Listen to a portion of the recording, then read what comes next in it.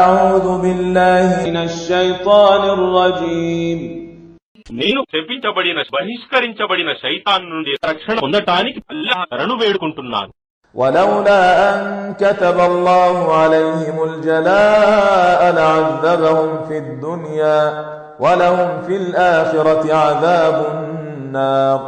మరియు ఒకవేళ అల్లాహ్ వారి విషయంలో దేశ బహిష్కారం వ్రాసి ఉండకపోతే వారిని ఈ ప్రపంచంలోనే శిక్షించి ఉండేవాడు, మరియు వారికి పరలోకంలో నరకాగ్ని శిక్ష పడుతుంది.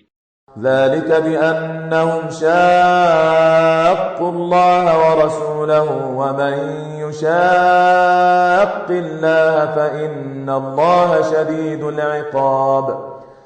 ఇది ఎందుకంటే వారు అల్లాహ్ మరియు ఆయన ప్రవక్తను వ్యతిరేకించారు, మరియు అల్లాహ్ను వ్యతిరేకించిన వాడిని శిక్షించటంలో నిశ్చయంగా అల్లాహ్ చాలా కఠినుడు.